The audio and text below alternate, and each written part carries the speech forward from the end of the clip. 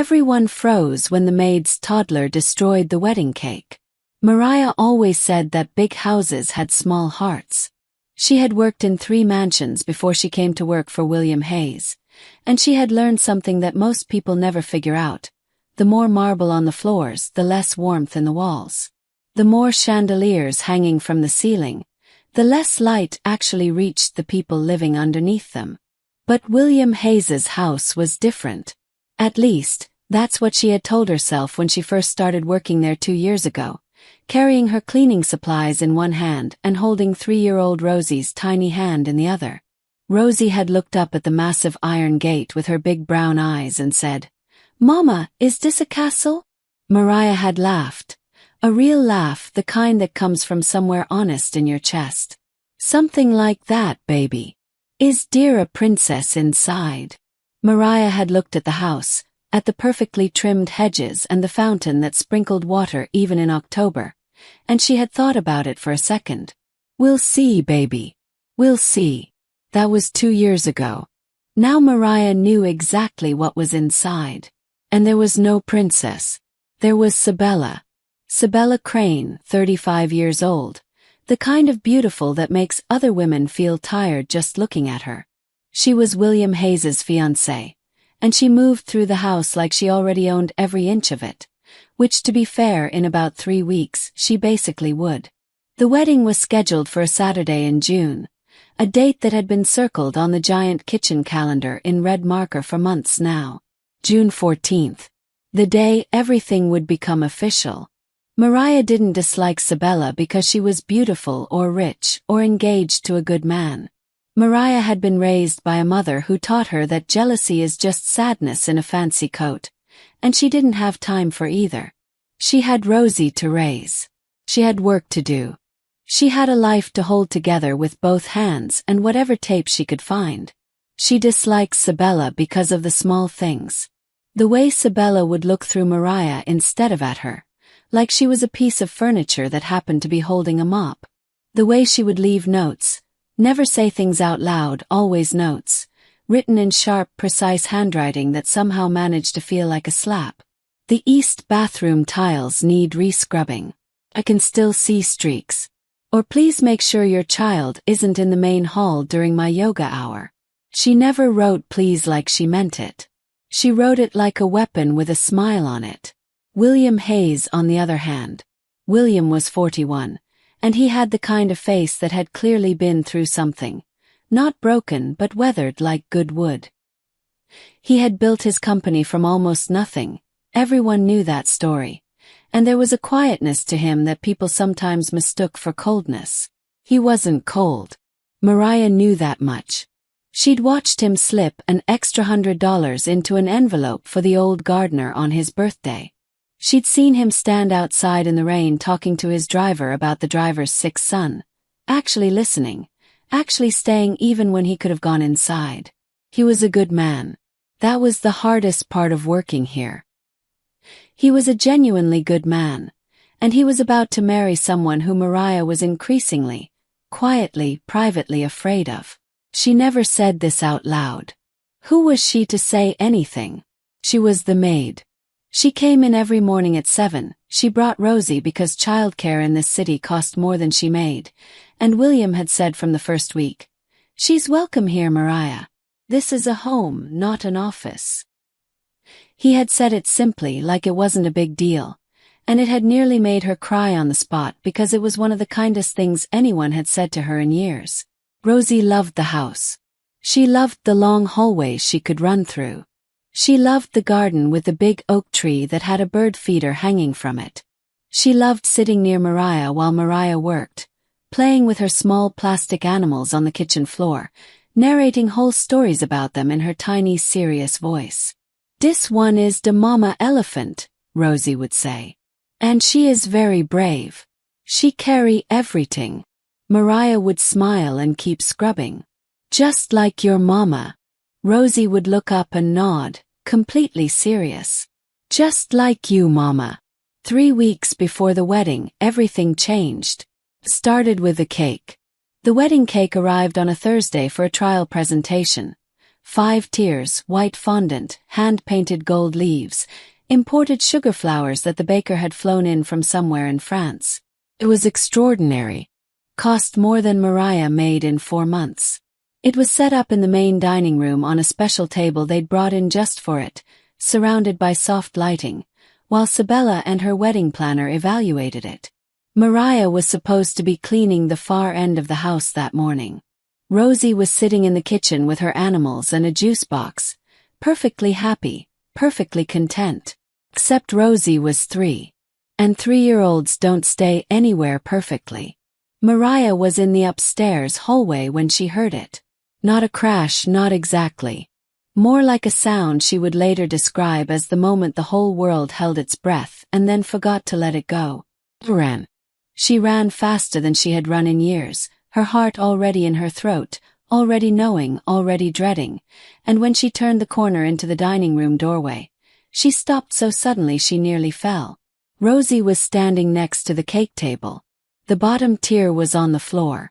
Rosie had cake on her hands, on her face, in her hair, and she was holding a sugar flower and looking at it with enormous, fascinated eyes like she had just discovered something magical.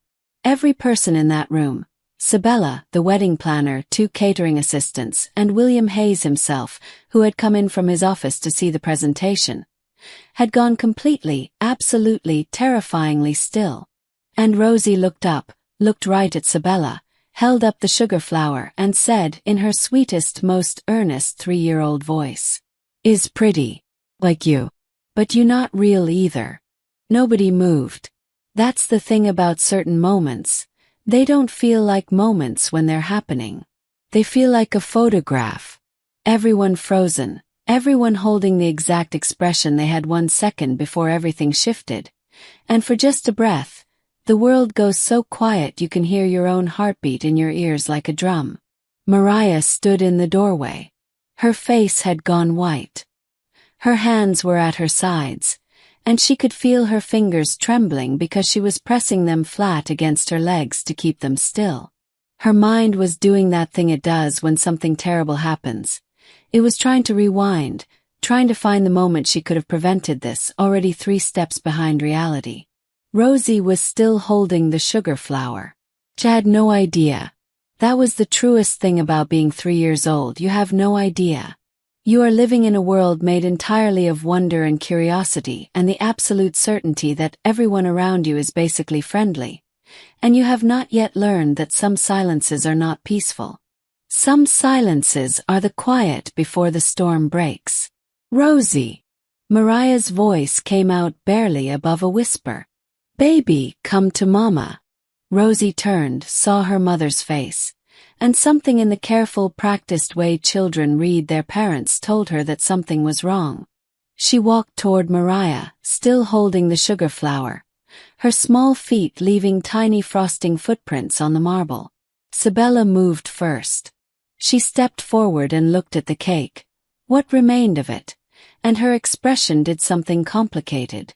It wasn't the explosion Mariah expected. It was something quieter and somehow colder, like a door closing in a very polite way that still manages to lock you out completely. "William," she said. Just his name. Nothing else. William was already crossing the room. He crouched down to Rosie's level, this 41-year-old billionaire in his pressed shirt, just folding himself down to the floor to look at this 3-year-old child. And he looked at her face, at the frosting on her nose, at the sugar flower still clutched in her little fist. "Are you okay?" he asked her. Just that. Not "what did you do," not "do you know what you've done," just "are you okay?" Rosie nodded seriously. "I didn't eat it," she said. "I just touched it. And then it falled." "Things fall sometimes," William said. He looked up at Mariah over Rosie's head, and his expression was steady and calm in a way that made Mariah's eyes sting. "It's okay. William." Sabella's voice was sharper now. "That cake cost $11,000. The number landed in the room like something dropped from a height. The wedding planner, a thin woman named Carla who had survived 30 years in this industry by learning when to become invisible, became invisible. The catering assistants took a large collective step back. Mariah felt the number hit her in the chest. $11,000. She did the math automatically, the way poor people always do math automatically, the way it becomes a reflex. That was 8 months of her salary. 8 months of her life, in frosting and sugar flowers on the floor. "I'm so sorry," Mariah said, and her voice cracked on the last word despite everything she did to hold it together. "I'm so sorry, I thought she was in the kitchen. I should have. I'll pay for it, I'll." She stopped herself because even as she said it she knew how it sounded. She knew what $11,000 meant against what she made. She knew the math didn't work. But she said it anyway because she didn't know what else to offer except herself. Sabella looked at her then. Really looked at her, which was unusual, because Sabella generally looked through her. And in that look was something Mariah could not quite read. It wasn't rage, it wasn't even contempt exactly. It was assessment. The way you look at a problem to determine how to eliminate it. "You should have," Sabella said, "made other arrangements for your child. This is a home, not a daycare." "Sabella." William's voice was quiet. It was the quietest she had ever heard him, and somehow that made it land harder than if he had shouted. "I'm just saying what everyone is thinking, William. This is weeks before our wedding. This is an accident," William said. "She's 3 years old." Sabella smiled. It was a careful smile, the kind built for audiences. "Of course it is. I'm not blaming the child." He paused just long enough.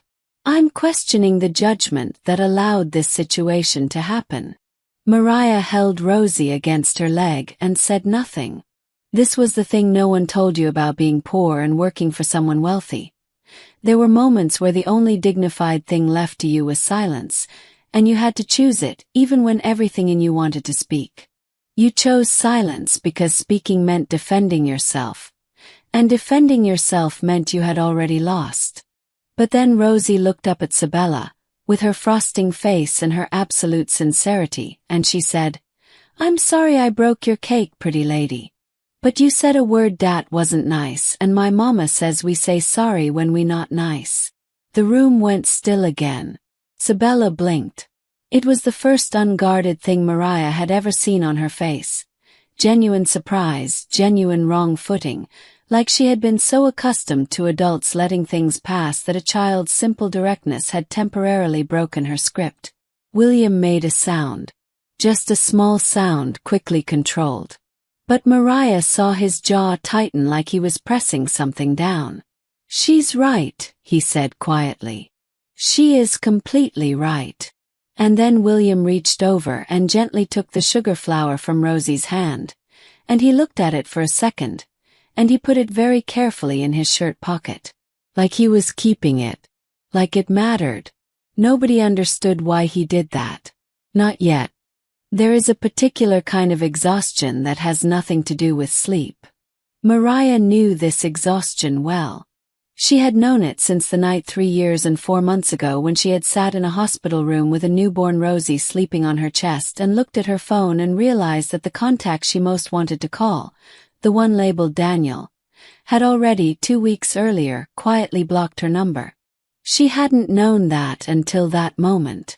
She'd found out in a hospital room with a baby she loved completely and a silence where a partner should have been. Since then, exhaustion had been her companion in a specific way. Not in her body exactly, but somewhere behind her eyes. The exhaustion of holding everything together and making it look easy. The exhaustion of smiling when people said admiringly, "I don't know how you do it," because the answer was simply that you do it because there is no other option. And saying that out loud sounds either like complaining or like a cry for help, and you have learned not to do either. She cleaned the dining room after everyone dispersed. William had quietly sent Sabella upstairs with the wedding planner to discuss alternate arrangements for the cake, which turned out to be available in a different design from the same bakery.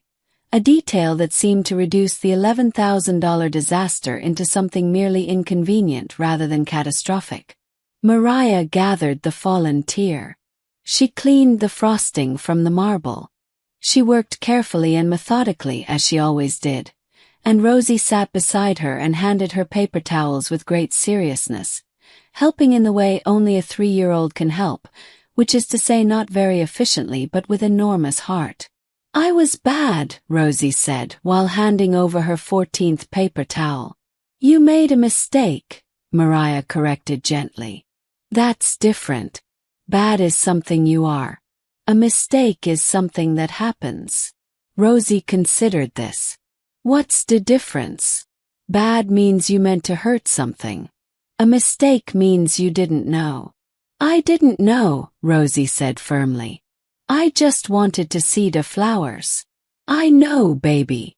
They were pretty. Was. Not as pretty as real flowers. But still pretty." Mariah wrapped her daughter's face in her hands and kissed her forehead, and she breathed her in. That smell of child and frosting and something specific to Rosie that she had never been able to name, something that was just hers, just theirs, and she held herself very still so she didn't cry in front of her daughter. She didn't hear William come back into the room. She heard him clear his throat softly so he wouldn't startle her, and she pulled back and stood up straight and put her professional face on. The one that said everything is fine and I am calm and I am composed and I am not someone who needs anything from anyone. "Mariah," he said, "sit down for a minute. I'm almost done. I'll have it completely clean in. That wasn't a request about the floor. The floor is fine." He pulled out one of the dining chairs and sat down himself, and there was something in the gesture that invited rather than commanded. So after a moment she sat. Rosie immediately climbed into her lap and put her head against her mother's chest, which was either the best timing in the world or the worst, because having a child tucked against you makes it considerably harder to maintain composure. "I want to talk to you about your contract," William said. She felt her stomach drop. So this was it. What Sabella said about arrangements for Rosie. "Mr. Hayes, I understand. I'll make other arrangements. She won't be here anymore. I can ask my neighbor Mrs. Okonkwo to." "Stop." He said it gently but clearly. "I'm not asking you to make other arrangements. I was going to say the opposite." He leaned forward, rested his elbows on the table, and looked at her with those steady, weathered eyes. "When I first told you that Rosie was welcome here, I meant it. And I should have put it in writing formally so it couldn't be complicated by other opinions. That was my oversight. I'd like to fix that." Mariah stared at him. "I'd like to formalize that Rosie is welcome in this house during your working hours, that this is part of your employment conditions, and that it is not subject to change based on anyone else's preferences."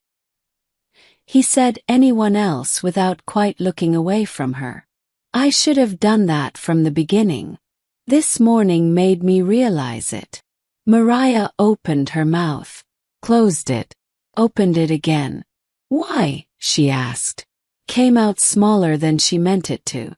William looked at Rosie, who had fallen half asleep in her mother's lap with the resilience of the very young. "Because she called me on something this morning that I've been looking away from for a while." He was quiet for a moment. Kids don't know how to look away. They just see what's there. Mariah thought about what Rosie had said. "You're not real either." She had thought it was just Rosie being Rosie, associating the fake flower with fake beauty, the way children make leaps of logic that accidentally land on something true. But looking at William's face, she started to wonder if it had landed on something truer than she knew. 2 weeks passed the way time passes when you're waiting for something. In uneven pieces, some days long and slow, some days gone before you noticed them. The new cake was ordered. The wedding preparations accelerated into that particular frenzy that happens in the final stretch. Florists in and out, caterers testing menus, a string quartet doing a rehearsal in the garden that made Rosie stand at the kitchen window with her mouth open, whispering, "Mama, the house is singing." Mariah worked.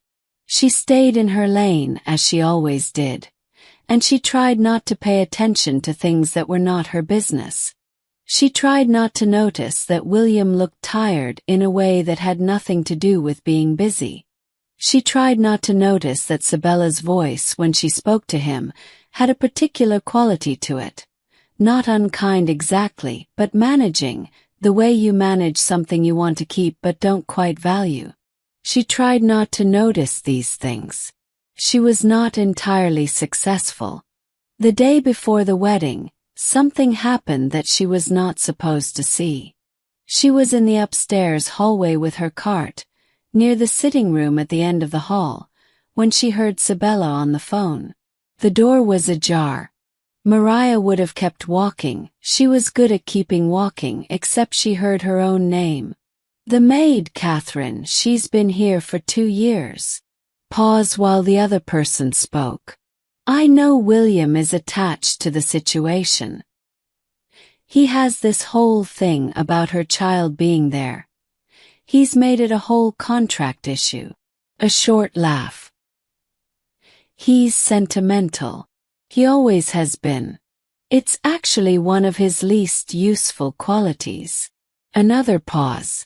I'm not saying immediately. I'm saying once we're back from the honeymoon. There's no reason to keep a live-in situation where someone has a child underfoot. I'm going to want the house to be different, more appropriate. We'll find someone else. Someone professional. Mariah stood very still in the hallway. She had known something like this was coming. She had known it the way you know a storm is coming even before the sky changes, something in the pressure of the air, something in the way birds go quiet. She had known it, and she had told herself she was being paranoid, she was being unfair. She didn't really know what Sabella was like on the inside, only on the outside. She had been right. She pushed her cart to the next room, quietly, and she went inside, and she sat on the edge of the bed in the empty guest room, and she put her face in her hands, and she let herself have 30 seconds. Just 30. She had learned to do this over the years, to give herself a small, timed piece of falling apart, and then to put herself back together before the 30 seconds were up. 28. 29. 30. She stood up. She straightened. She went back to work. But when she came downstairs at the end of the day to get Rosie from the kitchen, William was there. He was sitting at the kitchen island with a cup of coffee he didn't seem to be drinking, and he looked up when she came in, and something in her face must have said something she didn't intend it to say, because he looked at her for a long moment. You okay? He asked. Fine, she said. Automatic. Professional. Just tired. He nodded slowly. He looked down at his coffee.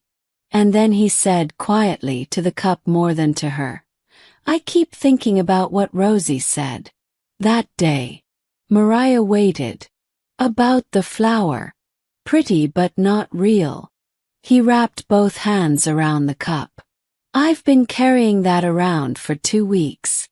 I don't know exactly what to do with it. Mariah thought about what she'd heard in the hallway. Thought about someone professional. Thought about one of his least useful qualities. Thought about a man who crouched to a child's level and asked if she was okay and kept a sugar flower in his shirt pocket like it meant something. She should have stayed quiet. She knew she should have stayed quiet. Mr. Hayes, she said. Can I say something? And it can just, you don't have to do anything with it. You can just let me say it and then we can both go on like I didn't. He looked up. Of course. You are a good man, she said. Steady, plain, just the truth. And good men have a particular vulnerability, which is that they want to believe the best in people. And most of the time that's a beautiful thing. But sometimes it means they don't look at what's actually in front of them, because looking would mean accepting something that hurts. He paused. That's all I'll say. William was very quiet. Rosie came running in from the garden then, holding a real flower. A yellow one pulled from somewhere it probably shouldn't have been pulled from, and she ran straight to William and held it up. "Dis one is real," she announced. "You can keep dis one too." William looked at the flower. He took it carefully. He looked at Mariah over Rosie's head. "Yeah," he said very quietly. "I know the difference." The morning of June 14th was the kind of morning that seems designed by something to be beautiful. Clear sky, warm breeze, light that came in sideways and golden and made everything look like the first frame of a memory. The house was full by 8 in the morning. Caterers, florists, a makeup team for Sabella and her bridesmaids. A photographer moving through every room with the quiet, observant energy of someone who captures things for a living. The garden had been transformed. White chairs in perfect rows, an arch of greenery and white roses, string lights threaded through the trees. Mariah worked the edges of it all. She was there to manage the catering kitchen, to make sure things flowed, to handle the details that needed invisible hands. It was extra work, extra hours, and William had offered her triple pay for the day, which she had accepted with a simple thank you and no performance of gratitude, because she was learning, slowly, that accepting things with dignity was its own kind of strength. Rosie was in a corner of the kitchen with her animals and a new coloring book that had appeared that morning with a small note. For Rosie. "Have a good day. W.H." Mariah had read that note 3 times before she put it in her pocket. At 10 o'clock, everything changed. Mariah was in the catering kitchen when she heard it. Voices, sharp and adult, coming from the small office off the main hall. Not shouting. Something almost worse than shouting, because it was the sound of people who have moved past the stage of emotion into something colder and more final. She didn't mean to hear.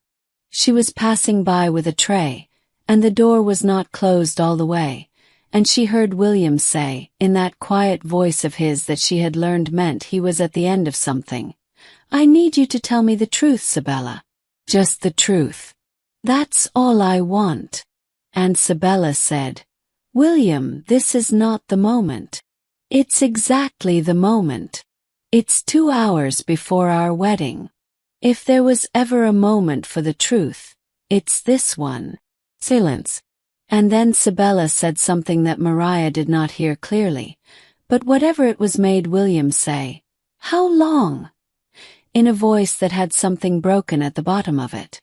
Mariah kept walking. She put the tray down in the kitchen.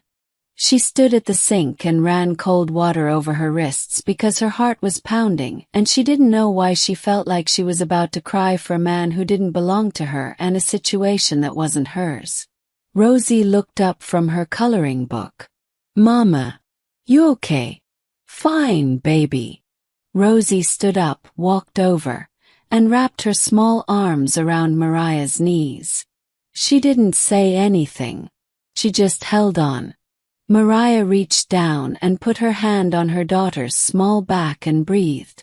20 minutes later, the wedding planner came into the kitchen with the expression of someone who had seen things in 30 years that had broken her ability to be surprised, but had still somehow been surprised today.